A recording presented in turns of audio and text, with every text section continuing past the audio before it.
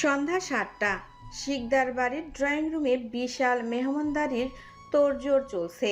গৃহিণীরা সকলে যে যার মতো আয়োজনে কাজে ব্যস্ত, কারণ একটু পরেই বাড়ির পুরুষ সদস্যরা নামাজ পড়ে মসজিদ থেকে চলে আসবে। তাই তারা আগে তাড়াহুড়া করে সকল কার্যক্রম সম্পূর্ণ করার প্রাণপণ চেষ্টা। তবে সকলে কোমর বেঁধে কাজে লেগে পড়লেও ইনায়া ব্যতিক্রম। ৮ মাসের উঁচু পেট নিয়ে চলতে ফিরতেই তাকে হিমশিম খেতে হয়। দু পা হাঁটলেই নিঃশ্বাসে টান পড়ে, বুকে হাঁপ ধরে যায়। একটু নড়াচড়া করতে গেলেই পেটের ক্ষুদে ছানাটা লাথি মেরে নিজের উপস্থিতির জানান দেয়। আর সঙ্গে সঙ্গে ভ্যা ভ্যা করে কেঁদে ওঠে ইনায়া। তার দু পায়ে পানি জমে ফুলে উঠেছে। মিষ্টি চেহারাখানার জেল্লা বেড়ে গেছে কয়েক গুণ। একটা অদ্ভুত মাতৃত্বের দীপ্তিময় আভা যেন ছড়িয়ে মেয়েটার রন্ধ্রে রন্ধ্রে। ফোলো ফোলো রসগোল্লার মতো গাল দুটো দেখলেই মন চায় ঠুসঠাস চুমুতে ভরিয়ে দিতে, একটানা বারবার। আর এই অত্যাচারটাই তাকে দিনভর সহ্য করতে হয়। ইনায়া চুপচাপ গাল ফুলিয়ে মুখ ভার করে বসে আছে বিছানার উপর, চোখ দুটো পানিতে টইটুম্বুর। বোধহয় মন খারাপ, কিন্তু কেন সে নিজেই এই কেনের উত্তর জানে না। সে শুধু জানে তার কান্না পাচ্ছে। কি একটা অদ্ভুত রোগ! কখন যে হাসি পায় আর কখন যে কান্না পায় তা বেচারি নিজেই বুঝতে পারে না। পাপা, আমার বুনু কবে আসবে?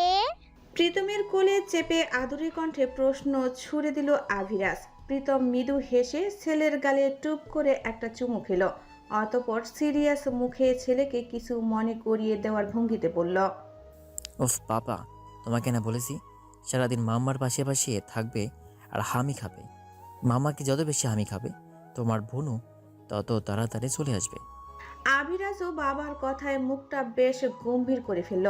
বাবার দিকে তাকিয়ে ভাবুক কণ্ঠে বলল, পাপা, আমি তো ছোট মানুষ, একা হামি খেয়ে তো অনেক দেরি হয়ে যাবে। প্রীতম ছেলের কথায় বেশ মনোযোগী হওয়ার ভান ধরল। সিঁড়ি বেয়ে উপরে উঠতে উঠতে চিন্তিত কণ্ঠে বলল, হুম, এটা তো বেশ চিন্তার বিষয়। আভিরাজ কিছুক্ষণ গালে আঙ্গুল দিয়ে ভেবে বলল, আইডিয়া! প্রীতম মিসে কৌতূহল দেখিয়ে জিজ্ঞেস করল। কি আইডিয়া পাপা?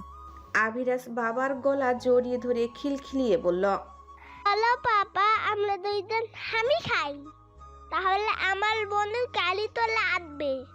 ছেলের কথায় হেসে ফেলল প্রীতম। তবে হাসিটুকু গিলে নিয়ে মুখ পুনরায় সিরিয়াস করে বলল, আহ, এটা অনেক ভালো আইডিয়া পাপা, চলো চলো।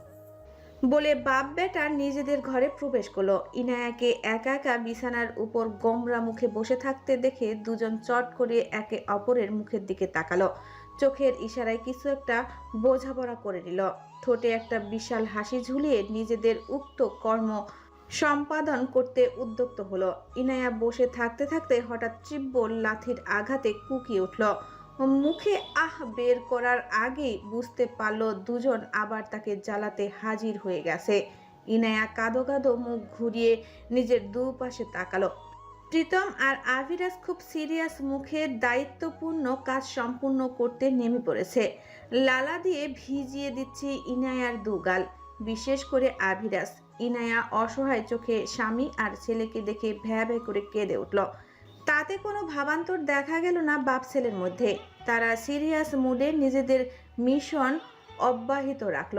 ইনায়া বেশি নড়াচড়া করতেই আভিরাজ তার ছোট্ট ছোট কোমল হস্তে ইনায়ার বা হাত আঁকড়ে ধরল। অস্পষ্ট কণ্ঠে বলল, ছেলের কণ্ঠে কান্না থেমে গেল ইনায়ার। ভ্রু কুঁচকে ছেলে আর ছেলের বাবার দিকে তাকিয়ে বলল, আমি কি তোমাদের হামি খেতে বলেছি?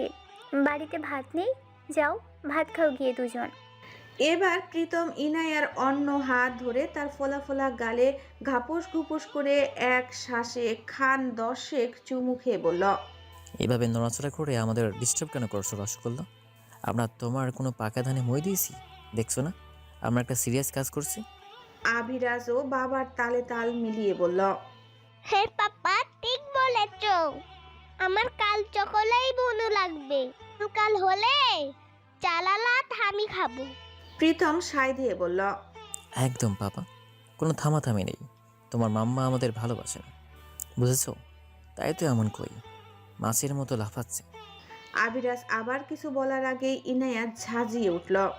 ছি ছি ছি ছি ছি ছি ছি ছি ছি। এ কথা বলতে আপনার লজ্জা করলো না?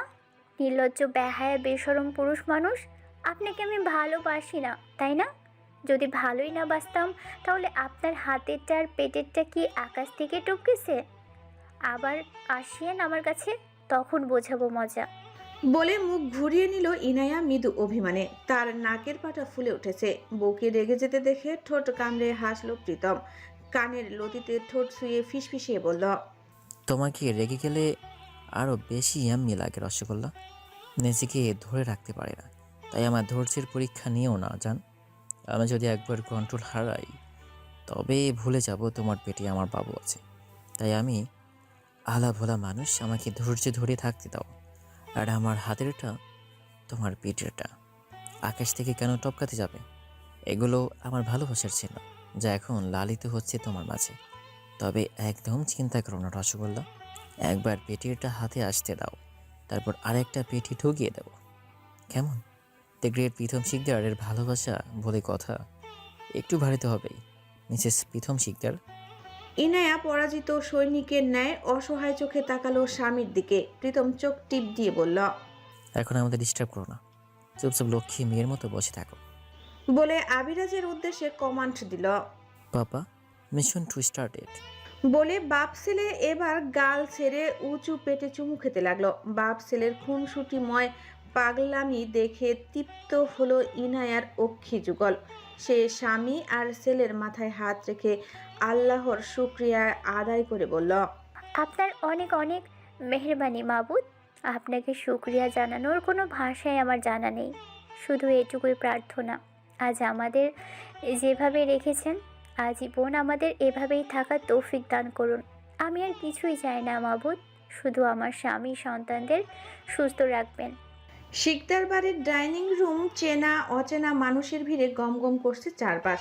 সেন্টার টেবিলের উপর বিভিন্ন আইটেমের ফল, মিষ্টি, জুস, কোল্ড ড্রিঙ্কস, চা, নাস্তার ট্রে সাজানো। সামনে 4 সিটার সোফায় গম্ভীর মুখে বসে আছে সাদমান শিকদার, খালিদ শিকদার, সাজিক শিকদার ও সাহেব শিকদার। তার পাশের সোফায় বসেছে প্রীতম, প্রেম, রাজ, অরণ্য, সমুদ্র। বাড়ির মহিলারাও উপস্থিত। সাদমান শিকদারের সামনের সোফায় মাথা নিচু করে বসে আছে সাদাব, তার পাশে তার বাবা, মা ও একমাত্র বোন সারিকা। সাদমান শিকদার সবার সাথে হেসে হেসে কুশল বিনিময় করছেন। ওনার কোলে ওনার একমাত্র কলিজার টুকরো নাতনি অবনী। সকলে নিজেদের মধ্যে টুকটাক কথা বলাবলি করলেও সাদাফের কারো দিকে মনোযোগ নেই। সে কেবল অবনীর দিকেই এক দৃষ্টিতে তাকিয়ে আছে। অতিরিক্ত রকমের মিষ্টি এক বাচ্চা। সাদাব জানে বাচ্চাটা কার, তবে এই বাচ্চার বাবা সে নয়, অন্য এক পুরুষ। এটা ভাবতেই সাদাবের মনে হচ্ছে কেউ তার অন্তরটা পুড়িয়ে দিচ্ছে। কেন ওর বাবা অন্য কেউ হলো? সে কি হতে পারতো না?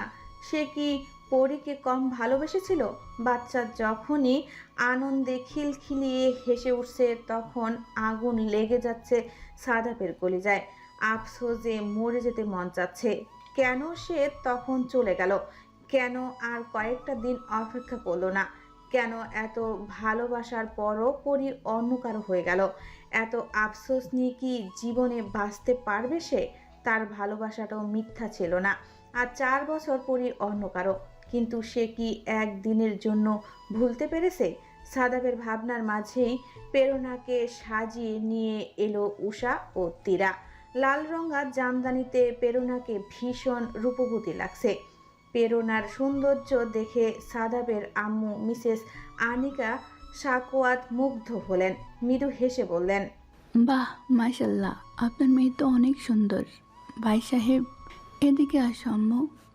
বলে প্রেরণাকে নিজের কাছে ডাকলেন তিনি। প্রেরণা লজ্জা মিশ্রিত মুখটা নুয়ে নিল। ধীর পায়ে এগিয়ে গেল ওনার কাছে।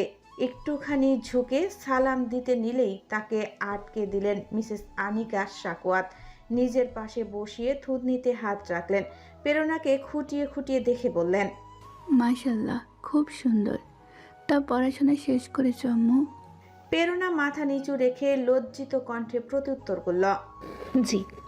আর্নিকা সাকওয়াত প্রেরণার সাথে আরও টুকটাক কিছু কথা বলে চোখ ঘুরিয়ে তাকালেন ওনার স্বামী মিস্টার সাদাত সাকওয়াতের দিকে। চোখের ইশারায় প্রশ্ন করলেন, মেয়েটা কেমন? সাদাত সাকওয়াত স্ত্রীর মৌন প্রশ্নে প্রশস্ত হাসলেন। সাদমান শিকদারের দিকে তাকিয়ে আন্তরিক কণ্ঠে বললেন, মেয়ে আমাদের অনেক পছন্দ হয়েছে ভাই সাহেব। এখন ছেলে পছন্দ হয়েছে কিনা জানান। তাকে কোনো প্রশ্ন থাকলে করুন। আমি যত তাড়াতাড়ি সম্ভব আমার ঘরের লক্ষ্মীকে গড়ে তুলতে চাই। সাদমান শিকদার সাদাফের দিকে তাকিয়ে সন্তুষ্ট কণ্ঠে বললেন, সাদাবকে আমি অনেক বছর আগেই মেয়ের জন্য পছন্দ করে রেখেছি। আমি সবসময় চাইতাম আমার কোনো এক মেয়ের জন্য যেই ওকেই জীবনসঙ্গিনী হিসেবে পাই। তাই ও আমার পূর্ণ নির্বাচিত। তাছাড়া ওর মতো যোগ্যতা সম্পন্ন বুদ্ধিমান ছেলেকে অপছন্দের প্রশ্ন আসে না। কিন্তু ছেলে মেয়ে একে অপরকে পছন্দ করে কিনা তাও তো জানতে হবে। সাদমান শিকদারের কথায় বেশ প্রফুল্ল হলেন mister and Mrs Sakhawat. Anika Sakhawat স্নিগ্ধ হেসে বললেন, আলহামদুলিল্লাহ, তাহলে তো হলোই। তিনি এবার প্রেরণার দিকে তাকিয়ে মৃদু হেসে জিজ্ঞেস করলেন, আমার ঘরের মেয়ে হয়ে যেতে তোমার কোনো আপত্তি আছে প্রেরণা? প্রেরণা আরেকটু লজ্জিত হলো। তার ভীষণ নার্ভাস লাগছে। সে ইতস্তত চোখ তুলে তাকালো বাবার দিকে। সাদমান শিকদার মেয়ের চোখের প্রশ্নের ইশারার সম্মতি দিলেন। আনিকা সাকওয়াত পুনরায় জিজ্ঞেস করলেন, বলো আম্মু, তোমার কি কোনো আপত্তি আছে? তোমার কি আমার ছেলেকে পছন্দ নয়? তুমি একদম নিশ্চিন্ত মনে বলো, কোনো জোর জবরদস্তি নেই। তোমার পছন্দ না হলেই ঠিক আছে। প্রেরণা মাথা নিচু করে হাত কসলাতে কসলাতে লজ্জিত ভঙ্গিতে বলল, জি আন্টি, আপু যা বলবেন তাই। প্রেরণার নম্রতা ভদ্রতা আবার মুগ্ধ করলো আনিকা সাকওয়াতকে। সাদাত সাকওয়াত এবার প্রফুল্ল হেসে বললেন, আমি তাহলে দিন তারিখ ঠিক করে ফেলি ভাই সাহেব, কি বলেন? সাদমান শিকদারও হালকা হেসে জবাব দিলেন। যা আপনাদের ভালো মনে হয় তা ভাই সাহেব। সাদাত সাকওয়াত পুনরায় বললেন, আমরা কিন্তু বেশি দেরি করতে চাচ্ছি না ভাই সাহেব। যত তাড়াতাড়ি সম্ভব আমাদের ঘরের লক্ষ্মীকে ঘরে নিয়ে যেতে চাই। আপনি বলেন তো, ঈদের এক সপ্তাহের মধ্যেই ফরজ কাজটা সেরে ফেলি। সাদমান শিকদার কিছুক্ষণ গম্ভীর মুখে বসে থাকলেন। অতঃপর নিজের ভাইয়ের দিকে তাকালেন। খালিদ শিকদার, সাজিদ শিকদার ও সাহেব শিকদার চোখের ইশারায় সম্মতি জানালেন। তিনি এবার বাড়ির ছেলেদের দিকে তাকালেন। তারাও চোখের ইশারায় সম্মতি জানালো। বাড়ির গিন্নিরাও সম্মতি জানালেন। সকলেই মোটামুটি রাজি। সাদমান শিকদার এবার প্রশস্ত হেসে বললেন, আমাদের কোনো আপত্তি নেই ভাই সাহেব। সাদাত শিকদার সন্তুষ্ট হলেন।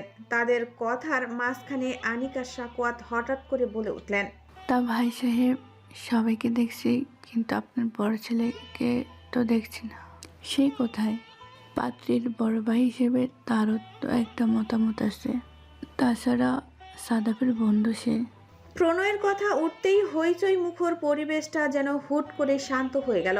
সবার চোখে মুখে ভর করলো অদৃশ্য অস্বস্তি। তবে তার কিছুই চোখ এড়ালো না বিশিষ্ট জাজ আনিকা সাকওয়াতের। সবার এমন অস্বস্তিকর এক্সপ্রেশন দেখে তার তীক্ষ্ণ বুদ্ধি দীপ্ত মস্তিষ্ক কিছু একটা আভাস পেল। তবে সেসব নিয়ে বেশি ঘাটলেন না তিনি। কারণ প্রত্যেকটা ফ্যামিলিতেই তাদের নিজেদের কিছু পার্সোনাল ম্যাটার থাকে, কিছু ফ্যামিলি হিস্ট্রি থাকে।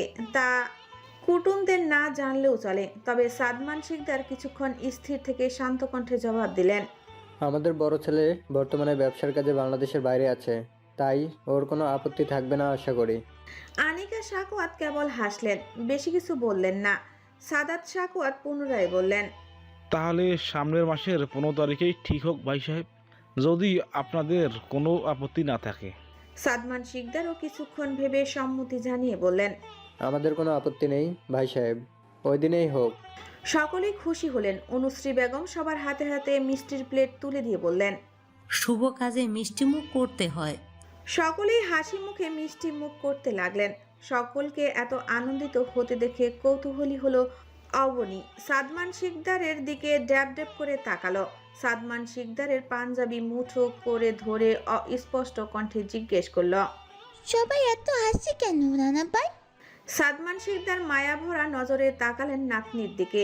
আলতো করে অবনীর তুলতুলে গাল টেনে দিয়ে বললেন, তোমার বড় আন্টির বিয়ে হবে নানা ভাই, তাই সবাই এত খুশি।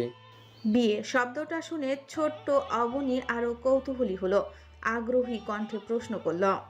বিয়ে কি নানা ভাই?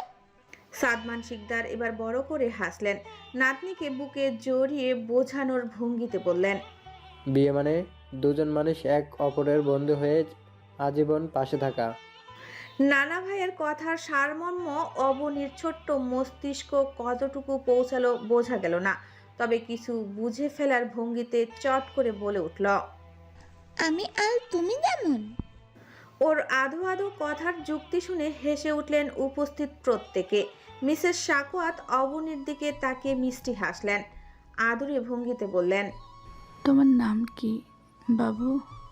অবনী চোখ পিটপিট করে তাকালো অচেনা ভদ্রমহিলার দিকে। সাদমান শিকদারের বুকে আরো একটু গুটিয়ে গিয়ে অস্পষ্ট কণ্ঠে বলল, তাস্তুভা, তাসিফ, অবনীতা। মিসেস সাকোয়াত ওর গাল টেনে দিয়ে বললেন, খুব মিষ্টি নাম বাবু, একদম তোমার মতো। তা ও কার মেয়ে ভাইজান? সাদমান শিকদার অবনীর দিকে তাকিয়ে মুস্কি হেসে বললেন, ও আমার কলিজার টুকরো, আমার নাতনি। তবে কার সন্তান বললেন না সাদমান শিকদার। বিষয়টা বেশ সুকৌশলে এড়িয়ে গেলেন। মিসেস সাকওয়াত আর কিছু জিজ্ঞেস করলেন না। তাদের বাকি বোঝাপড়া কথাবার্তা এগোতে থাকলো আপন গতিতে। তবে সমুদ্র অনেকক্ষণ থেকে একটা বিষয় বেশ লক্ষ্য করছে। সে কয়েক সেকেন্ড বিষয়টা আরও ভালোভাবে পর্যবেক্ষণ করে নিশ্চিত হলো। এক ভ্রু তুলে সন্ধিয়ার নজরে একবার সামনের দিকে তাকালো তো আরেকবার ঘাড় ঘুরিয়ে ভাইয়ের দিকে তাকালো। অরণ্যের আশেপাশের দুনিয়াতে যেন কোনো ইন্টারেস্ট নেই। সে নিজের সব ধ্যান জ্ঞান ফোনের উপরে উজাড় করে দিয়ে কার রেসিং গেম খেলছে। ব্ল্যাক ট্রাউজার আর ব্রাউন টি শার্ট পুরো চকলেট বয় লাগছে। তার চেহারা ও পার্সোনালিটিতে শ্রাম বয়ে বয়ে পড়ছে। বিশেষ করে ফর্সা গালের তীক্ষ্ণ বাঁকা হাসিটা যে কোনো তরুণীর হৃদয়ে প্রেমের বারণ মারবে। আর তাই হলো সাদাপের বোন সারিকা তখন থেকে চোখ বড় বড় করে নির্লজ্জের মতো তাকিয়ে আছে। অরণ্যের দিকে তাকিয়ে আছে বলে ভুল হবে, চোখ দিয়ে গিলে খাচ্ছে। তবে অরণ্য যে তার তাকানোকে 2 পয়সাও পাত্তা দিচ্ছে না তা তার অ্যাটিটিউড দেখেই বোঝা যাচ্ছে। সমুদ্র পুরো ব্যাপার আয়ত্ত করে অরণ্যের পাশ ঘেঁষে বসলো। ভাইয়ের কানের কাছে মুখ নিয়ে ফিসফিসিয়ে বলল, আরে ব্যাস, এখানেও চিপ ফেলা হয়ে গেছে। সমুদ্রের কথায় অরণ্যের ডার্ক ব্রাউন ঠোঁটে খেলে গেল এক চমৎকার বাঁকা হাসি। মোবাইল স্ক্রিন থেকে চোখ না সরিয়ে বলল, তোর কি মনে হচ্ছে আমি চিপ ফেলেছি? অরণ্য শিকদার এই সস্তা জায়গায় চিপ ফেলে না। এই মাছটা নিজে থেকে লাফিয়ে এসে আমার ঝুলে ধরা দিয়েছে, এতে আমার কি দোষ?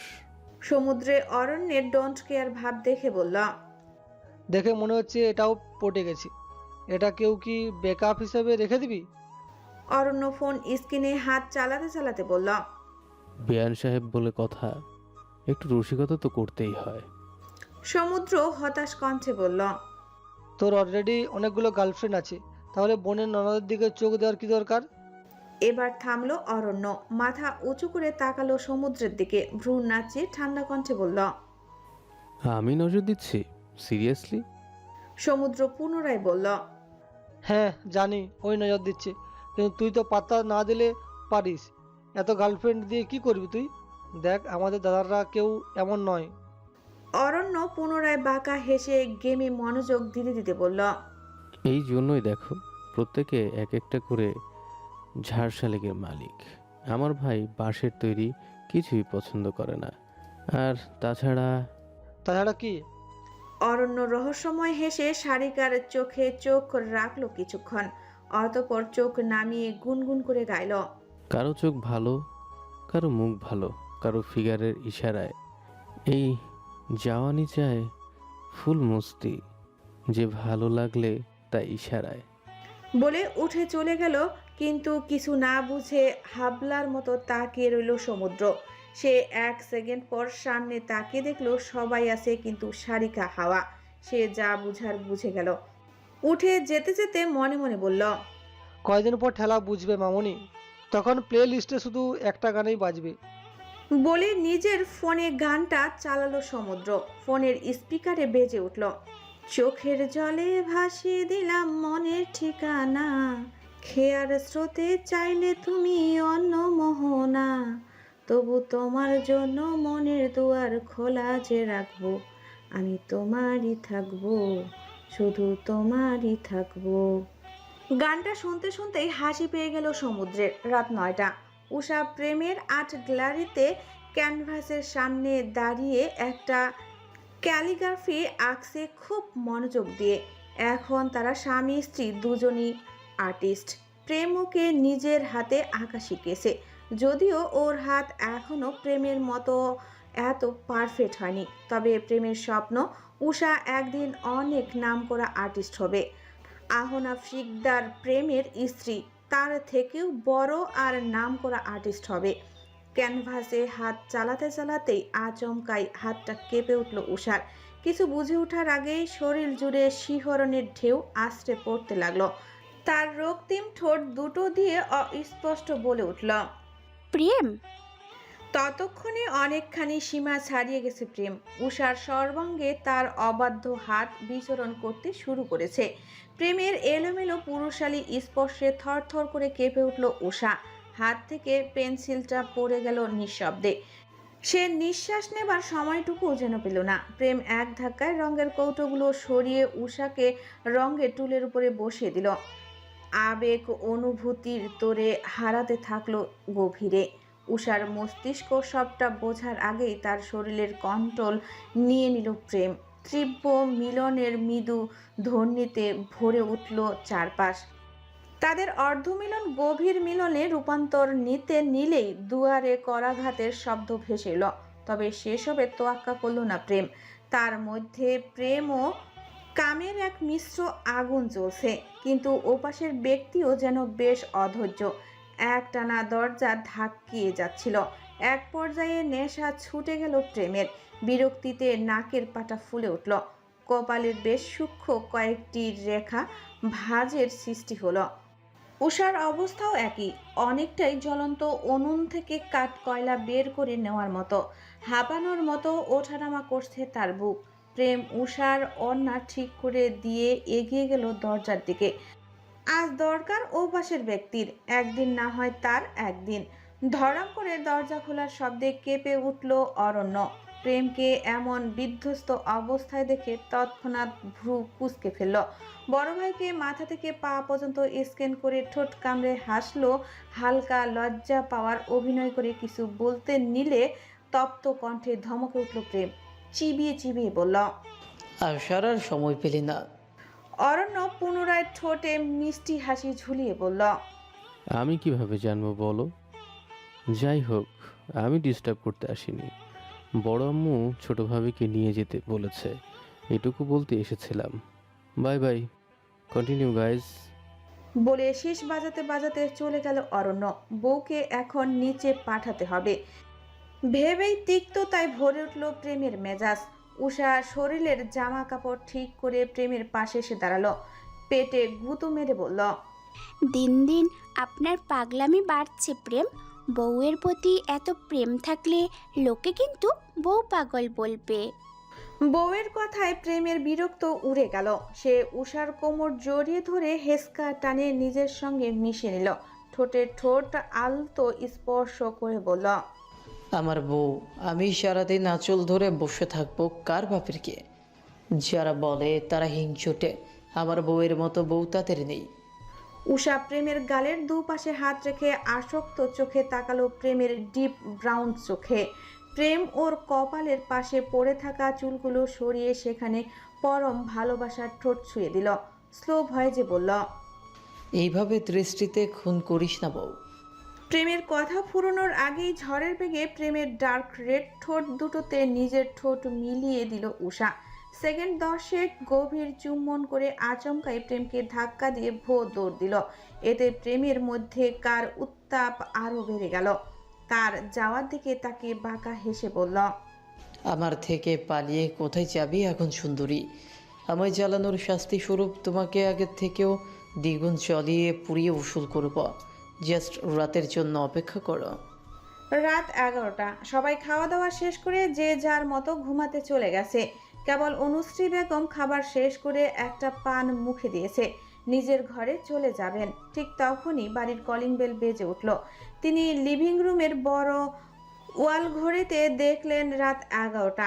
এত রাতে কে আসতে পারে ভেবে একটু ভ্রু কুঁচকালেন, তবে আর বেশি কিছু না ভেবে এগিয়ে গেলেন, দরজা খুলে দিলেন। তবে দরজার ওপাশের ব্যক্তিকে এই মুহূর্তে এখানে একদমই আশা করেনি অনুশ্রী বেগম। দরজার বাহিরে আদিব অপ্রস্তুত মুখে দাঁড়িয়ে আছে, তার চুলগুলো এলোমেলো, পরনের টি শার্টটাও কুঁচকানো। দেখেই মনে হচ্ছে ঘুম থেকে উঠে এসেছে। তিনি আদিবকে দেখে মিষ্টি হেসে বললেন, এ কি বাবা, তুমি বাইরে দাঁড়িয়ে আসো কেন? ভিতরে আসো। আদিব আরও একটু অপ্রস্তুত হলো। ভেতরে গিয়ে অনুশ্রী বেগমকে নম্র কণ্ঠে সালাম দিল। অনুশ্রী বেগম মৃদু হেসে সালামের উত্তর দিলেন। বাড়িতে জামাই এসেছে দেখে সবাইকে ডাকতে নিলে আদিব বাধা দিল। ইতস্তত কণ্ঠে বলল, মা, আপনি ব্যস্ত হবেন না প্লিজ। সবাই হয়তো ঘুমিয়ে পড়েছে, আমি একটা দরকারে এসেছি, সেটা সেরেই চলে যাব। জামাইয়ের এমন বিব্রত মুখ দেখে অনুশ্রী বেগম যা বুঝার বুঝে গেলেন। তিনি হালকা হেসে বললেন, ঘরেই আছে, যাও। আদিব আর এক সেকেন্ডও অপেক্ষা করলো না, সিঁড়ি বেয়ে উপরে ছুটল। পরে বিছানায় শুয়ে এপাশ থেকে ওপাশ করছে। তার মূলত একটুকু ঘুম ধরছে না, ধরবে কিভাবে? তার প্রতিদিনের অভ্যাস যে কারো উষ্ণ বুকে সেখানে লেপ্টে থেকে হৃৎপিণ্ডের ধুকভুগানির শব্দ শুনতে না পারলে পরিণীতার মন শান্ত হয় না, ঘুম আসে না। কি জ্বালা! পরিণীতা কিছুক্ষণ ছটফট করতে করতে আর না পেরে শোয়া থেকে উঠে বসলো। মনে মনে কঠিন প্রতিজ্ঞা করে বলল, এই বাড়িতে যদি বন্যা, ভূমিকম্প, সাইক্লোন, সুনামি একসাথে হামলা চালায়, তবুও আর এই বাড়িতে রাতে থাকবো না। সকালে এসেই বিকালে চলে যাব। হ্যাঁ মাস্টার মশাই, আপনি কোথায়? কোলে যাব আপনার। অ্যাঞ্জেল। আচমকা কারো অপ্রত্যাশিত কণ্ঠে হক চুকিয়ে গেল পরিণীতা। নিজেই নিজের মাথায় টোকা মেরে বলল, উফ পড়ি, শান্ত হও। মানুষটাকে কাছে না পেয়েও তুই পাগল হয়ে যাচ্ছিস। সে এখানে আসবে কোত্থেকে?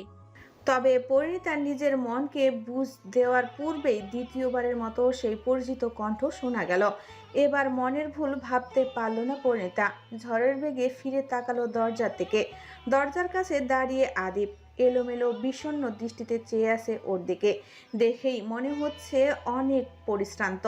তবে পরি আর বেশি ভেবে সময় নষ্ট করলো না। যাকে এতক্ষণ দেখার জন্য মন প্রাণ ছটফট করছিল, তাকে এখন চোখের সামনে দেখে পরিণীতার চোখ মুখ খুশিতে ঝিলিক দিয়ে উঠল। সে চোখে পলকে বিছানা থেকে নেমে এক লাফে স্বামীর কোলে উঠে পড়ল। গলা জড়িয়ে ধরে অভিমানে অভিযোগ করল, I miss you so much master মশাই। আপনাকে ছাড়া একটুও ভালো লাগছিল না। বিশ্বাস করুন, আপনি ঠিকই বলেছিলেন। আমার এখানে রাতে থাকার সিদ্ধান্ত নেওয়া ঠিক হয় নাই। আমি আপনাকে ছাড়া একটুও ঘুমাতে পারবো না। পরীকে শক্ত বন্ধনে জড়িয়ে নিল আদিব। মুস্কি হেসে কপালে ঠোঁট ছোঁয়ালো, কণ্ঠে কাতরতা মিশিয়ে বলল, আই এম সো টায়ার্ড পরি, I need to mental pace. স্বামীর এই অবস্থা দেখে পরীরও ভীষণ খারাপ লাগলো। নাজুক কণ্ঠে বলল, আমারও চাই। আদিব ওর লজ্জার রাঙ্গা মুখ দেখে মৃদু হাসলো, কানের কাছে ঠোঁট নিয়ে স্লো ভয়েসে বলল, এখনই চাই। পরিণীতা লজ্জায় রক্তিম হয়ে উঠল। আদিব বাঁকা হেসে ওকে কোল থেকে নামিয়ে দিল, বা হাত চেপে ধরে বলল, চলো। পরিণীতা একটু অবাক হলো, বিস্মিত কণ্ঠে বলল, কোথায়? আমাদের বাড়ি। পরিণীতা এবার আরো অবাক হয়ে জিজ্ঞেস করলো, এখন? আদিব ওর দিকে তাকিয়ে ভ্রু বাঁকালো, কৌতুক করে বলল, আগে রাত 2টা-3টার সময় ভয় লাগতো না, আর এখন তুমি রাত 11টায় ভয় পাচ্ছ? পরিণীতা একটু গাইগুই করে বলল, আজকের রাতটা থেকে যাই প্লিজ। আদিব ওর হাত ছেড়ে দিয়ে নির্লিপ্ত কণ্ঠে বলল, ঠিক আছে, থাকো তাহলে, আমি গেলাম। বলে চলে যেতে নিলে লাফিয়ে উঠল পরিণীতা। পেছন থেকে আদিবের পেট জাপটে ধরে বলল, আমাকে ফেলে চলে যাচ্ছেন কেন? আপনাকে ছাড়া ঘুমাতে পারি না তো। আদিব কোনো ভাবান্তর না দেখিয়ে পুনরায় নির্লিপ্ত কণ্ঠে বলল, তুমি থাকতে চাচ্ছ? তাই থাকো, কাল এসে নিয়ে যাব। বলে আবার চলে যেতে নিলে এবার আরো শক্ত করে আঁকড়ে ধরল পরিণীতা। নিচু কণ্ঠে বলল, আমিও যাব। হাসলো আদিব, আবার পরীর হাত চেপে ধরে বলল, ঠিক আছে, আমরা এখনই আমাদের বাড়ি ফিরবো। কিন্তু আমার মেয়ে কোথায়? আচ্ছা নানা ভাই, কাল আমার আর অবি ভাইয়াকে নিয়ে ঘুরতে যাব। সাদমান শিকদার অবনীকে কোলে বসিয়ে কোম্পানির অ্যাকাউন্টের হিসাব দেখছেন আর নাতনির সাথে গল্প করছেন। তিনি ফাইলে চোখ রেখে বললেন, অবশ্যই যাব নানা ভাই। অবনীর এবার কথা বলতে বলতে নজর পড়ল সাদমান শিকদারের সাদা পাঞ্জাবির উপর। সে তার ছোট্ট দু হাতে সাদমান শিকদারের গালের খোঁচা খোঁচা দাড়ি টেনে ধরল। চোখ বড় বড় করে জিজ্ঞেস করল, নানা ভাই, তোমার দাড়িগুলো সাদা কেন? সাদমান শিকদার এতে ব্যথা পেলেন না, বরং রসিক কণ্ঠে বললেন, বুড়ো হয়ে যাচ্ছি নানা ভাই। অপর্ণিতা আরো একটু অবাক কণ্ঠে জিজ্ঞেস করল, বুড়ো কি নানা ভাই? সাদমান শিকদার আবার কথার উত্তর দিতে নিলে দরজার করাঘাতের শব্দে থেমে গেল। এই রাতে কে আসছে ভেবে বিরক্ত প্রকাশ করলেন, তবে আর বেশি ভাবলেন না। নাতনিকে কোলে নিয়ে গিয়ে দরজা খুলে দিলেন। কিন্তু দরজার ওপাশের মানুষ দুজনকে দেখতেই যেন ওনার বিরক্তিটা হড়বড় করে বেড়ে গেল। অবনী বাবাকে দেখে খুশিতে লাফিয়ে উঠে বলল, পাপ্পা পাপ্পা, তুমি এসেছো? মেয়ের মায়াবী মুখটা দেখতেই আরিফের কলিজাটা ঠান্ডা হয়ে গেল। সে মেয়েকে কোলে নিতে চাইলেই অবনীকে নিয়ে সরে গেলেন সাদমান শিকদার। কঠোর কণ্ঠে বললেন, এত রাতে আমার বাড়িতে কি? তোমার নিজের বাড়ি ঘর নেই? ওনার অপমান দু পয়সাও গায়ে মাখলো না আরিফ। জাস্ট ধুলো ছাড়ার মতো গা থেকে ছেড়ে ফেললো। এগিয়ে এসে বলল, আমি আপনার বাড়িতে থাকতে আসিনি। আমি আমার বউ আর মেয়ে ছাড়া ঘুমাতেই পারি না, তাই ওদের নিতে এসেছে। এবার আপনি আমার মেয়েকে নিয়ে দিন। আপনার বাড়িতে 1 সেকেন্ডও দাঁড়াবো না। পরিণীতা এসব শুনে ভয়ে ভয়ে দরজার পাশে দাঁড়িয়ে রইল। সে জানে এক্ষুনি হয়তো দ্বিতীয় বিশ্বযুদ্ধ লেগে যাবে। সাদমান শিকদার এবার আরো বিরক্ত হলেন, তিক্ত কণ্ঠে বললেন, তোমার বউ নিয়ে যাবে যাও। আমি কি ধরে রেখেছি যে শুধু শুধু এই রাতের বেলা অসভ্যের মতো আমার ঘরে এসে ঝামেলা করছো? আদিবকে এবারও উত্তেজিত হতে দেখা গেল না। সে ট্রাউজারের পকেটে হাত ঢুকিয়ে হাই তুলল। আপনি না বললেও আমি আমার বউকে ফেলে যাব না। বউ ছাড়া ঘুমাতে পারি না। যাই হোক, শুধু বউ নয়, আমার মেয়েকেও দিন। ওকে ছাড়াও আমি ঘুমাতে পারি না। সাদমান শিকদার এবার তেড়ে উঠলেন। নাতনিকে আরো একটু নিজের সঙ্গে মিশিয়ে নিয়ে বললেন, শোনো ছেলে, এত রাতে ঝামেলা করো না। নিজের বউয়ের হাত ধরো আর আমার বাড়ি থেকে বিদায় হও। আমি আমার নাতনি দেব না। সাদমান শিকদারের কথায় এবার সামান্য বাঁকা হাসলো আদিব। সাদমান শিকদারের সামনে দাঁড়িয়ে বলল, আপনার মতো পাল্টিবাজ ভদ্রলোক আর একটাও দেখিনি। আপনার কাছে আমি ভালো না, অথচ আমার মেয়ের সাথে একবার লেগে যেতে পারলে আর ছাড়তেন না। যাই হোক, এত রাতে আপনার সঙ্গে ঝামেলা করার আমার কোনো মুড নেই। আমার মেয়েকে দিন, আমি নিয়ে চলে যাচ্ছি। সাদমান শিকদারের মস্তিষ্কে এবার রাগ ধরে গেল। তিনি ঝাঁঝিয়ে উঠে বললেন, বললাম তো দেব না, এরপরও বেয়াদবি করছো কেন? আদিব এবার দীর্ঘশ্বাস ফেলল, নির্লিপ্ত ভঙ্গিতে বলল, নাতনি কি আপনার আকাশ থেকে পড়েছে? ওটা আমার মাথার ঘাম পায়ে ঝরানোর ফল। আর আপনি ছো মেরে নিয়ে যাবেন? আমার মেয়েকে ছেড়ে দিন, ও আমার সাথেই যাবে। আম্মু চলে আসো পাপার কাছে। আদিবের এমন ইঙ্গিতপূর্ণ কথায় চোখ বড় বড় করে ফেলল পরিণীতা। তবে সাদমান শিকদার বিভ্রান্ত হলেন না। তিনি নতুন উদ্যমে কিছু বলতে নিলে অনুশ্রী বেগম, প্রীতম, প্রেম, তন্ময়, অরণ্য আর সমুদ্র চলে এলেন। তারা ড্রয়িং রুমেই ছিল। তাই এত কথা কাটাকাটির শব্দে সেখানে আর স্থির থাকতে পারেনি। অরণ্য আর তন্ময় ভ্রু কুঁচকে শ্বশুর জামাইয়ের ঝগড়া করার স্টাইল পর্যবেক্ষণ করলো। তন্ময় ভ্রু নাচিয়ে বলল, সোরদা, সামথিং ইজ ফিনিশিং। আবার মনে হচ্ছে তৃতীয় বিশ্বযুদ্ধ লাগতে চলেছে। অরণ্য একই ভঙ্গিতে বলল, ঠিক বলেছিস। আমার বোধ হয় অনেকটা মিস করে গেলাম রে। অনুশ্রী বেগম জামাইয়ের দিকে তাকিয়ে নম্র কণ্ঠে বললেন, কি হয়েছে বাবা? আদিব কিছু বলবে তার আগেই সাদমান শিকদার খেকিয়ে উঠে বললেন, অস্থির বেয়াদব ছেলে, গুরুজনদের সঙ্গে কিভাবে কথা বলতে হয় জানো না।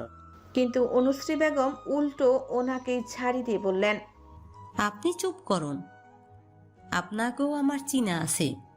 অরণ্য পুনরায় তন্ময়ের কানে কানে বলল, কি বুঝলি? তন্ময়ও ফিসফিসিয়ে বলল।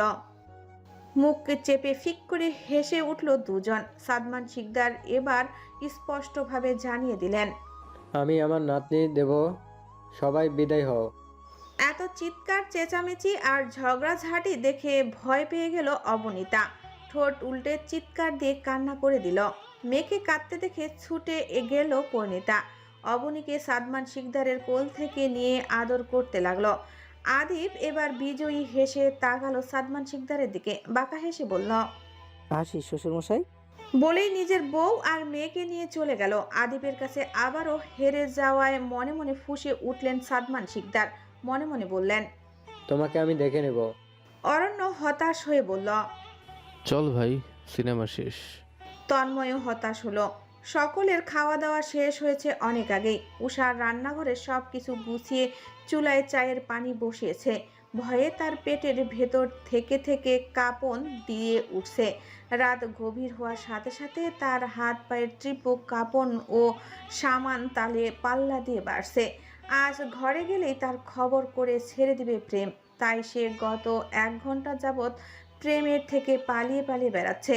সন্ধ্যার পর আর 4 তলার আশেপাশেও যায়নি ভুল কর্মে। কিন্তু এভাবে আর কতক্ষণ পালিয়ে বাঁচা যাবে? এখন তো তাকে যেতেই হবে, কারণ প্রেম থিরার কাছে চায়ের অর্ডার পাঠিয়েছে। উষা বড় বড় নিঃশ্বাস নিয়ে নিজেকে স্বাভাবিক করল। লজ্জা শরম ভয় ডর সব একপাশে ছুঁড়ে ফেলে চায়ের পাতিলে দুধ চিনি মিশাতে মিশাতে মনে মনে ঠিক করে রাখলো, ব্যাটা যদি আজ বেশি বাড়াবাড়ি করে তবে পরের বার চায়ের সাথে থুতু মিশিয়ে খাইয়ে দিবে হিসাব বরাবর। এসব ভেবে নিজেই নিজের বুদ্ধির তারিফ করলো উষা। চিল মুডে চায়ের পাতিলে চামচ নাড়তে নাড়তে গুনগুন করে গাইতে লাগলো, 1 কাপ চা বানাই স্বামীর জন্য, আদা দেব, এলাচি দেব, চিনি দেব সামান্য। গান গাইতে গাইতে উষার মনে পড়ল, বেশি ভাবতে গিয়ে সে তো আদা আর এলাচ দিতেই ভুলে গেছে। তাই আবারও চায়ের পাতিল উনুনে বসিয়ে তাতে 1 টুকরো আদা আর একটা বড় এলাচ দিতে দিতে পুনরায় গেয়ে উঠল, 1 কাপ চা বানাই স্বামীর জন্য। এত কিছু যখন মেশাচ্ছ তখন ওতে হালকা করে একটু ইঁদুর মারার বিষও একটু মিশিয়ে দাও। এইভাবে মরার থেকে একেবারে খেয়ে মরে যাই। আচমকা কারো ভারী পরিচিত কণ্ঠে লাফিয়ে উঠল উষা। শুকনো ঢোক গিলে পিছনে ফিরে দেখলো প্রেম বেশ স্টাইল ভঙ্গিতে রান্নাঘরের পিলারে হেলান দিয়ে দাঁড়িয়ে 1 ভ্রু উঁচিয়ে তার দিকে তাকিয়ে আছে। উষা তাকে দেখে মনে মনে পড়ল, ইন্নান লীলা। পুনরায় ফট করে চোখ অন্যদিকে ঘুরিয়ে নিল, তুতলিয়ে বলল, আপনি এখানে এসেছেন কেন? আমি তো চা নিয়েই আসছিলাম। প্রেম বাঁকা হেসে এগিয়ে আসতে আসতে ঠান্ডা কণ্ঠে বলল, চা বানানোর রেসিপি দেখে চা খাওয়ার মুড চলে গেছে। পশু পাখি কাছে আসো, এখন অন্য কিছু খাওয়ার মুড হচ্ছে। প্রেমকে এমন শীতল কণ্ঠে হুমকি দিতে দেখে মনে মনে চিংড়ি মাছের মতো লাফিয়ে উঠল উষা। পিছাতে পিছাতে ক্যাবিনেটের সাথে সেটে গিয়ে বলল, দূরে সরুন। প্রেম সজা এসে ওকে একটানে কাঁধে তুলে নিল। যেতে যেতে বলল, প্রতি রাতে আদরে আদরে ভরিয়ে দিই তোমার ওই ছোট্ট কোমল দেহখানা। আদরের তীরতায় নিঃশ্বাস আটকে মরে যাওয়ার উপক্রম হয় তোমার। তারপরেও এত লজ্জা আসে কোথা থেকে? প্রেমের নির্লজ্জ মার্কা কথায় আবারও লজ্জায় রাঙা হয়ে উঠল উষা। প্রেমের বুকে কিল ঘুষি মারতে মারতে, আরে আরে, এভাবে চলে যাচ্ছেন কেন? নির্লজ্জ লোক একটা, চাটা তো নিয়ে যান। প্রেম ওকে নিয়ে রান্নাঘর থেকে বেরিয়ে যেতে যেতে নাক সিটকে বলল, এই মধ্যরাতে চা খায় কোন ছোট লোক? এখন আমার চা নয়, বউকে খাওয়ার ক্রেভিং হচ্ছে। বউ আমি হলাম রোমিও, পাক্কা প্লে বয় রোমিও, ফ্লাটিং মাস্টার রোমিও। আমি হলাম রোমিও, পাক্কা প্লে বয় রোমিও, ফ্লাটিং মাস্টার রোমিও। গানের তালে তালে লিভিং রুমের সোফায় উড়াধুরা লুঙ্গি ড্যান্স দিয়ে অরণ্য ও তন্ময় তাদের নাচের তালে তালে পুরো ড্রয়িং রুম কেঁপে উঠছে। কারণ এই গানটা তাদের লাইফের প্রেজেন্ট সিচুয়েশন ও কারেন্ট ফেভারিট। এই গানটা যেন পুরো তাদের জীবন থেকেই নেওয়া, একদম খাপে খাপ মিলে যায়। যদিও তন্ময় অনেক ছোট, তবে তার মধ্যে বয়স নিয়ে কোনো মাথা ব্যথা নেই। তারও স্কুলের টিউশনে অরণ্যের মতো ডজনখানিক গার্লফ্রেন্ড আছে। ক্লাসের সব মেয়ের crush boy the great Tanmay Sikdar. ঘরে বাইরে তাদের দু ভাইয়ের ফুর্তির কোনো শেষ নেই। ওরা দুজন ছোট একটা সাউন্ড বক্স ফুল স্পিকারে পাগলা ড্যান্স দিচ্ছে। নাচতে নাচতে তন্ময় বলল, উফ, গানটা বোর লাগছে। লেট প্লে অ্যানাদার তরকা লাগানো মিউজিক। অরণ্য বাঁকা হেসে ওর কথা মতো নতুন গান প্লে করে দিল। এবার লিভিং রুম ফাটিয়ে বেজে উঠল, জোর লাগা কে ধাক্কা, জোর লাগা কে ধাক্কা, লেগেছে প্রেমের ঝাটকা, দম দমাদম পাঞ্জা চাক্কা, নাগার খানা খাটকা, লে হালুয়া লে হালুয়া। পজিশনে উড়াধুরা নাচ শুরু। নাচতে নাচতেই আচমকাই যে যেমন পজিশনে ছিল সে সেই পজিশনে স্ট্যাচু হয়ে গেল। সামনে তাকিয়ে তাদের চোখ দুটো ডিমের মতো গোল গোল হয়ে গেল। তাদের ফেক্স এক্সপ্রেশন বিল লাইক। এই মেয়েকে দেখিয়ে তাদের দুজনকে ব্যাঙের মতো হা করে তাকিয়ে থাকতে দেখেও তাদের 5 পয়সা পাত্তা দিল না প্রেম। সে তার বউকে কাঁধে নিয়ে সিঁড়ি বেয়ে উপরে চলে গেল। দেবরদেরকে এভাবে ফ্যাস ফ্যাস করে তাকিয়ে থাকতে দেখে লজ্জায় 2 হাতে মুখ ঢেকে ফেলল উষা। প্রেম চলে যেতেই অরণ্য ও তন্ময় একে অপরের দিকে তাকালো। সেকেন্ডের মধ্যেই দুজনের চেহারার গিটগিটের মতো রং পাল্টে ফেলল। দু ভাই দুঃখী দুঃখী মুখে একটা স্যাড সং লাগিয়ে একে অপরকে জড়িয়ে ধরল। মিথ্যা কান্নার অভিনয় করে একসাথে গেয়ে উঠল, বাবা আমার কি বিয়ে হবে না? ওরে বাবা আমার কি বিয়ে হবে না? জীবনে তোদের বিয়ে হবে না। তোদের মতো লজ্জার হনুমানদের কোনো মেয়ের বাবাই মেয়ে দেবে না। তাদের এমন স্যাড স্যাড ফিলিংস এর 12টা বাজানোর জন্যই সমুদ্রের একটা খোঁচাযুক্ত কথা যথেষ্ট ছিল। তারা দু ভাই একত্রে দাঁত কিরমির করে কিছু বলতে নিলে রাজ সমুদ্রের পাশের সোফায় বসতে বসতে বলল, সুখে থাকতে কি তোদের ভূতে কিলায়? বউ মানেই মহাবিপদ। আগে যদি জানতাম ভাই, প্রয়োজনে সন্ন্যাসী হয়ে হিমালয়ে চলে যেতাম, তবুও বিয়ে করতাম না। রাজের আহাজারি দেখে একত্রে ভ্রু কুঁচকালো তন্ময় ও অরণ্য। নিজেদের মধ্যে চোখ চাওয়াচাওয়ি করে একসঙ্গে বলে উঠল, আমার বউ তোমাকে 3 বেলা ধোলায় দেয় বলে কি আমার বউও দেবে। ছোট ভাইদের মুখে এমন হালকা বেজ্জতি কথা শুনেও অপমানিত ফিল করলো না রাজ। গালে হাত দিয়ে ভাবুক কণ্ঠে বলল, বউ মানেই গিরগিটের সৎবোন। কখন কিভাবে রং পাল্টে ফেলবে কিছুই বুঝতে পারবি না। তাদের হ্যাঁতে না থাকে আর নাতে থাকে হ্যাঁ। তাদের কিসে যে কি থাকে সেটা উদ্ধার করতেই তোদের শালার জীবনটাই বেরিয়ে যাবে। শেষকালে কনফিউশন ক্লিয়ার করতে করতে বেঘরে মারা পড়বি। তাই বড় ভাই হিসেবে উপদেশ দিচ্ছি, সময় থাকতে গৃহত্যাগী হ। রাজের কথায় ওর দুপাশে বসে পড়ল অরণ্য ও তন্ময়। দিক দিয়ে দুজন বড় ভাইয়ের কাঁধ জড়িয়ে ধরল। অরণ্য ঠোঁট দিয়ে চু চু শব্দ তুলে বলল, চুচেট শেষদা, আসল কথা বউ নয়, তোমার কপালটায় গিরগিটির মতো রং পাল্টাচ্ছে। তোমাকে একটা বাঁশঝাড় নয়, গোটা বাঁশবাগানের মালিক বানিয়ে দিয়েছে। না হলে দেখো মেজদা আর ছোটদার দিকে তাকাও, তাদের বউ দুটো কোমলবতী লজ্জাবতী, এক কথায় রসমালায়। তাহলে তোমারটা তিতকুটে করলা কেন? ওদের দেখো, ওরা নিজেদের স্বামীদের দেখলেই লজ্জায় বাসি ঝিলপির মতো নেতিয়ে পড়ে, আর তোমার বউ তোমাকে দেখলেই ডান্ডার বাড়ি মারতে তেড়ে আসে। চুচেড। রাজ বেশ আহত হলো। এবার তন্ময় একটু জ্ঞান দেওয়ার স্টাইলে বলল, বউ টাইট দেওয়ার জন্য আমার কাছে একটা সলিড প্ল্যান আছে। প্ল্যানের কথা শুনে রাজ ও অরণ্য ভ্রু কুঁচকে তাকালো ওর দিকে। তন্ময় বাঁকা হেসে বলল, আমি কাউকে ফ্রিতে আইডিয়া দেই না, এটা আমার বিজনেস, তাই ফলো করি মাখতেন। রাজ ফুস করে একটা নিঃশ্বাস ছাড়ল। ওয়ালেট থেকে কর করে 500 টাকার নোট হাতে ধরিয়ে বলল, এবার বল। তন্ময় এবার রাজের পাশ থেকে উঠে গিয়ে অরণ্যের পাশে বসলো। বাঁকা হেসে বলল, ফাটা কপাল সেলাই করে এমন কোনো দর্জির ব্যাপারে আমার জানা নেই, তবে মেজদা আর ছোটদার কপালের সাথে একবার তোমাদের ফাটা কপালটা ঘষে দেখতে পারো, বলা যায় না, কাজ হতেও পারে। বলে অরণ্যের হাত ধরে দৌড় দিল। যেতে যেতে অরণ্য কি বলল, 250 তোমার, 250 আমার।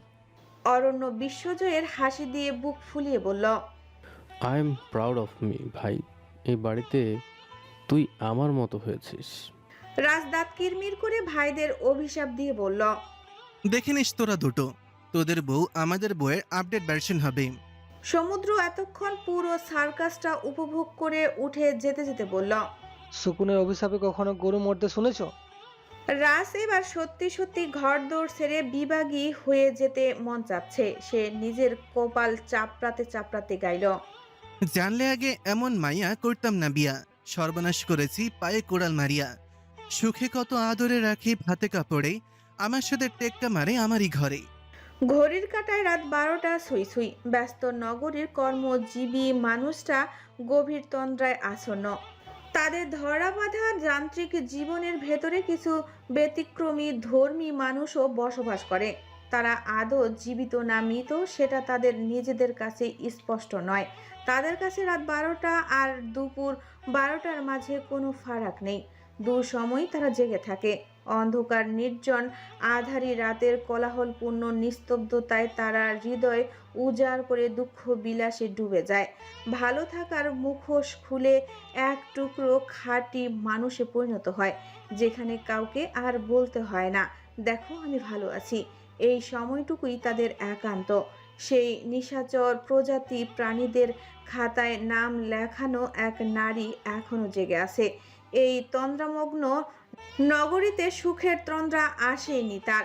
কতকাল সে শেষ কবে প্রশান্তিময় তন্দ্রায় তলিয়েছিল তাও মনে পড়ে না। তার অবস্থানরত ঘরটাও ঝিমঝিম অন্ধকারে ঢাকা। হালকা আলো আধারের মাঝে মেঝের নরম উলের উপর পা ভাঁজ করে বসে আছে সে। তার প্রিয় পুরুষের প্রিয় কেশগুচ্ছ কোমল পিঠ ছুঁয়ে ছড়িয়ে আছে মেঝে জুড়ে। আধো অন্ধকার ঘরের এক পাশে এক টুকরো উজ্জ্বল আলো নিবিড়ভাবে জ্বলছে। টেবিলের উপর রাখা কালো রঙের একটি ব্লু কাইট মাইক্রোফোন। মেয়েটার কণ্ঠ জড়িয়ে ধরে নিঃশব্দে। ল্যাপটপ স্ক্রিনে ক্লাউড হাউসে অডিও রুম চালু। তাতে যোগ দিয়েছেন লক্ষ লক্ষ শ্রোতা। সময় যখন রাত 12টার কাটায়, ঠিক তখন তারা তাদের পছন্দের সিক্রেট গায়িকার কণ্ঠেও শুনতে পায়। ল্যাপটপ স্ক্রিনে শুধু একটাই নাম, প্রণয়িনী নীলাঞ্জনা। ক্যামেরা নেই, চিত্র নেই, শুধু একটা প্রোফাইল লোগো। আর তার নিচের স্ক্রিনে প্রতি সেকেন্ডে শত শত মানুষের বিভিন্ন মত, ধর্মীয় মন্তব্য ভেসে উঠেছে। আবার সেকেন্ডের মধ্যেই সেগুলো হারিয়ে নতুন মন্তব্যের ভরে উঠছে কমেন্ট বক্স। তাদের এক একজনের এক এক রকম মতামত। মেয়েটা মাইক্রোফোনের খুব কাছে মুখ এনে বসে আছে, চোখ নিচু, ঠোঁট বন্ধ, একটা শব্দ নেই মুখে। তবে তার আঙ্গুলগুলো ধীরে ধীরে মোবাইল স্ক্রিনের উপর চলতে থাকে। কমেন্ট সেকশন ভরে উঠছে, আজ একটা দুঃখের গান হবে না দিদি? অনেক গাচ্ছি, ও চলে গেছে, আমি আর পারছি না, তোমার গলায় একটু শান্তি চাই। তুমি কি ভালো থেকোটা আজ গাইতে পারবে? আমার জন্মদিন, কেউ জানে না, আজ একটু হাসি মাখা গান দিও আপু। ক্ষমা করতে চাই কিন্তু পারছি না, প্লিজ একটা গান ওর জন্য ডেডিকেট করো। আপু আজকে একটা আনন্দের গান গাও। আপু আমার সে অন্য কাউকে ভালোবাসে, তুমি প্লিজ ওর স্মৃতি, তুমি অন্য কারো সঙ্গে বেঁধো ঘর, এই গানটা করো। আপু তুমি প্রতিদিন মাঝরাতে গান করো কেন? দিদি ভাই তুমি আমাকে কোনো দিনও রিপ্লাই করো না, আজকে একটু বলো না তোমার জীবনে না বলা কথা। আপু তোমার জীবনে কি কোনো ভালোবাসার মানুষ নেই? আপু সে ছিল আমার কল্পনা, গানটা গাও প্লিজ, তোমার গলায় শুনতে চাই, তোমার কণ্ঠ অনেক মিষ্টি। আপু আমার ভালোবাসা হারিয়ে গেছে আজ অনেক দিন, কিন্তু আমি তাকে ভুলতে পারছি না অনেক চেষ্টা করেও। কেন পারছি না একটু বলবে? সে তো আমার জীবনের কথাও নেই, তাহলে কথাই আছে আমি তাকে দেখতে পাই না, ধরতে পারি, ছুঁতে পারি না, তবুও মনের সবটাতে জায়গা করে নিয়েছে। এমন কেন আপু বলো না? সে কথাও নেই, তবুও যেন সেই সব কিছু। শেষের কমেন্টটা উপরে উঠে যেতে নিলেই প্রিয়তা সেটা বৃদ্ধা আঙ্গুল দিয়ে চেপে ধরল। কয়েক সেকেন্ড সেটার দিকে তাকিয়ে মৃদু হেসে বলল, আপু না ভাইয়া জানি না, তবে আপনি যে জেলখানায় কয়েদ হয়েছেন ওই জেলখানায় কেবল ঢোকার রাস্তা আছে, তবে সেখান থেকে মুক্তির রাস্তা নেই। কেন আপু?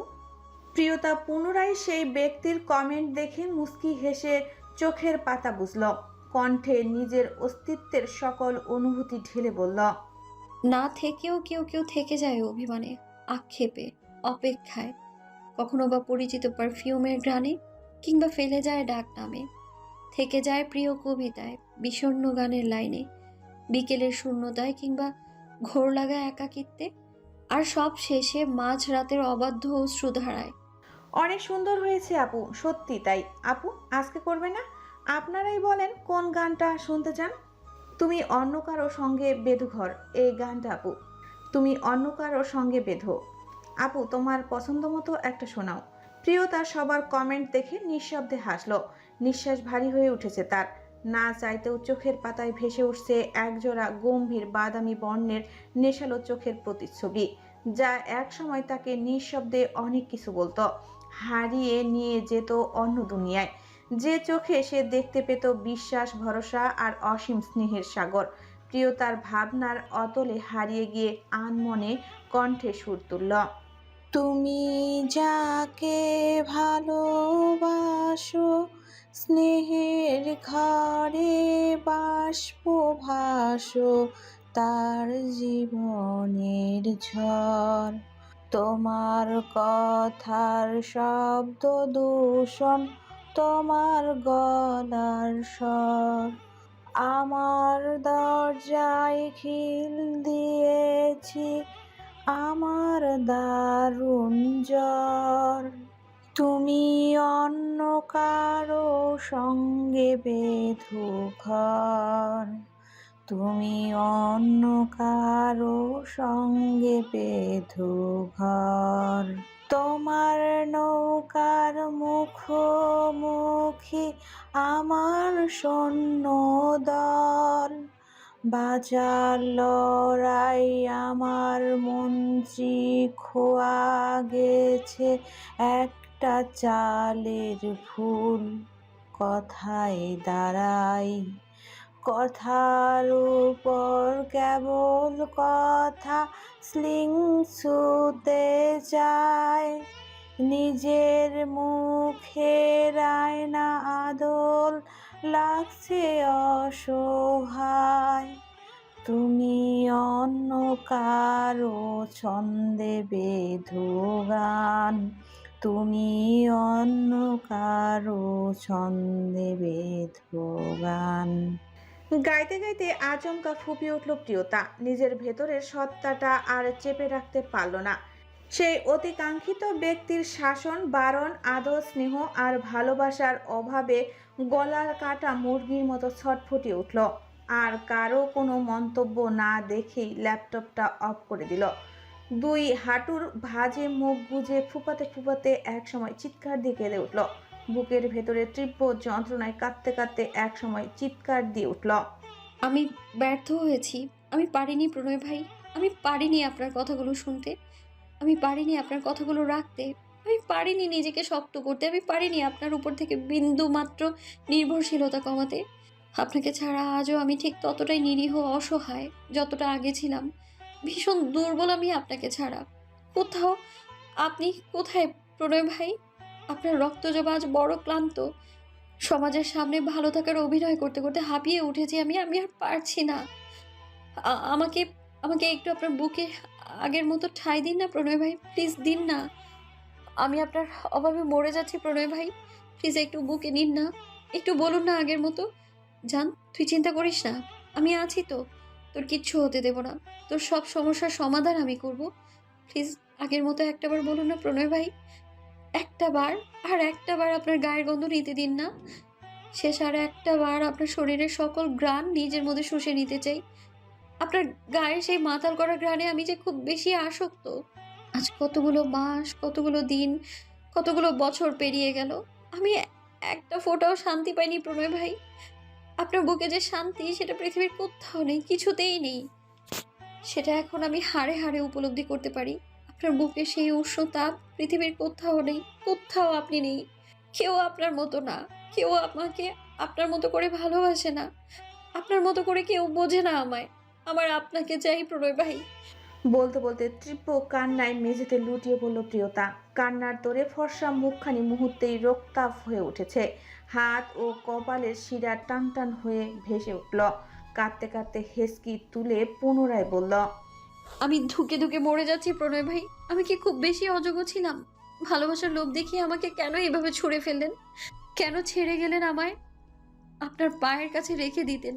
বেশি কিছু তো চাইনি আমি আপনার কাছে। আপনাকে শুধু দু চোখ ভরে দেখতাম আমি। আপনাকে দেখিনি আজ কতগুলো বছর। আমি যে আপনার তৃষ্ণায় মরে যাচ্ছি প্রণয় ভাই। I desperately need you, please. আমি সত্যি আপনাকে পাওয়ার লোভ আজও ছাড়তে পারিনি প্রণয় ভাই। বিশ্বাস করুন, একটুও পারিনি। বড় আপু যদি আপনাকে একটু ভিক্ষা দিত আমায়, আমি আপনাকে চাই প্রণয় ভাই, খুব করে চাই আমি। প্রিয়তার এই তীব্র হাহাকার মেশানো গুমড়ে ওঠা আর্তনাদ নিঃশব্দ ঘরের চার দেওয়ালে বাড়ি খেয়ে বাতাসে মিলে গেল। এ যেন তার প্রতি রাত্রির ধরা বাঁধার রুটিন, এমনই বুঝি হয়। ডেনমার্ক, একটা ডিপ ডার্কেস্ট রুম। পুরো রুমের আবহাওয়া ভারী, বাতাসে ভেসে বেড়াচ্ছে নানাবিধ মাদকের সুমিষ্টি সুঘ্রাণ। ঘরটা পুরো অন্ধকার হলেও পূর্ব দিকের কাচের জানালা গলিয়ে আবছা চাঁদের আলো এসে ঘরের ঠিক মাঝখানে পড়ছে। সেখানে মেঝেতে বসে বিছানার মাথা হেলিয়ে চোখ বন্ধ করে রেখেছে এক পুরুষ। পুরো শরীর তার নেশায় মগ্ন। পাওয়ারফুল ড্রাগের তীব্র নেশা ছুটে চলছে তার শিরায় শিরায়। তীব্র ড্রাগের নেশাকে দমিয়ে রাখতে পারছে না তার দেহের পুরুষালী হরমোনেরা। ফলে শরীরটা যেন কোনো জড়বস্তু বলে মনে হচ্ছে তার কাছে। তবে শরীরকে কাবু করতে পারলেও এই ড্রাগের নেশা তার মন মস্তিষ্কের উপর বিন্দুমাত্র প্রভাব ফেলতে পারেনি। সে সম্পূর্ণ সজ্ঞানে আছে। তাই বুকের ভেতরের লাভা নদীর প্রত্যেকটা স্রোত হৃৎপিণ্ডের কানায় কানায় অনুভব করতে পারছে। বুকের বাঁ পাশটা ব্যথা করতে করতে যেন অবশ হয়ে আসার উপক্রম। তার এক অরুতে একটা বড় লোমশ সাদা বিড়াল হাত পা ভাঁজ করে পেটে মুখ গুজে ঘুমিয়ে আছে। অন্য অরুতে ল্যাপটপ। পুরুষটা পুনরায় মাথা তুলে তার রক্তিম চোখ জোড়া নিবদ্ধ করলো ল্যাপটপ স্ক্রিনে, যেখানে এক নারী প্রেম পিপাসায় কাতরাচ্ছে, ছটফট করতে করতে নিজের প্রিয় পুরুষের বুকে আশ্রয় খুঁজছে। ছুতে চাচ্ছে, ঘ্রাণ নিতে চাচ্ছে। প্রণয় নিঃশ্বাস আটকে তাকিয়ে রইল স্ক্রিনে। মুখ দিয়ে শব্দ বের করার জন্য অবশিষ্ট শক্তিটুকু যেন নেই তার দেহে। তাই সেই স্ক্রিনের দিকেই তাকে অস্পষ্ট সুরে বিড়বিড় করে বলল, আমার মতো এত অক্ষম পুরুষ কি তোর ভালোবাসা ডিজার্ভ করে? বল জান, আমি কেন এত অক্ষম হলাম? কেন তো কাপুরুষ হলাম? কেন পারলাম না তোকে বুকে জড়িয়ে রাখতে? কেন পারলাম না তোকে নিঃশ্বাসে মিশিয়ে রাখতে? আমি কি করব ইউজলেস বুকের, যেখানে তুই নেই? যে বুকে তুই মাথা রাখতে পারিস না, সে বুক দুনিয়াতে রেখেছিস বা কেন? মিটিয়ে দিই তার নাম ও নিশান। আমিও পড়ে যাচ্ছি জান। আজ কতগুলো বছর তুই এই বুকে আসিস না, মাথা রাখিস না, আবদার করিস না। আজ কত বছর তোর উষ্ণ নিঃশ্বাসের ছোঁয়া নিজের অস্তিত্ব অনুভব করি না। তোকে ছুঁতে পারি না, আদর করতে পারি না, তোর কণ্ঠে নিজের নামটা শুনতে পারি না। আমি আর থাকতে পারছি না তোকে ছাড়া। আমারও তোকে চাই। হয় তুই আমার কাছে আয়, না হয় বুকের গভীরে ছড়ে চালিয়ে দে। নিঃশ্বাসটা বন্ধ করে দে চিরতরে। যে নিঃশ্বাস আর তোর নাম জপবে না, সে চোখ দুটো বন্ধ করে দে চিরতরে। যে চোখ দুটো আর তোকে দেখার জন্য অস্থির হবে না, যে কোনোভাবে আমাকে মরণ যন্ত্রণা থেকে মুক্তি দিয়ে যান। এই বিষ পান করার থেকে মরণ আমার জন্য ঢের সুখের। কিন্তু দেখ, আমি নিজের ইচ্ছা মরতেও পারি না। হয় আমাকে ভালোবাস, আর নয়তো মেরে ফেল। বলে প্রণয়ও ডুকরে কেঁদে উঠল। হ্যাঁ, অসহ্য পীড়াও সহ্য হয় না জান। প্রণয় চোখ বুজে আল্লাহর দরবারে আরজি জানিয়ে বলল, হে মাবুদ, এত কষ্ট আমাদের কেন দিচ্ছ? কেন এত অক্ষমতার অসহায়ত্বের দড়ি আমার পায়ে পড়িয়ে রেখেছ? আমি জোর আর্তনাদ সহ্য করতে পারছি না। আমার ভেতরটা জ্বলে যাচ্ছে। এত যন্ত্রণা আমাদের না দিয়ে তোমার কাছে নিয়ে যাও, তাহলে হয়তো আমরা একটু শান্তি পেতাম। বলে পুনরায় বিছানার মাথা এলিয়ে দিল। কয়েক সেকেন্ড থেমে আবার পাগলের মতো হেসে উঠে বলল, আচ্ছা, আমি তো ভুলেই গেছিলাম। আমি তো ওকে মরণের বড় পাবো না। মৃত্যুর পর আমার জায়গা হবে দুর্গন্ধযুক্ত নরকের কোন এক অন্ধকার কোঠরিতে।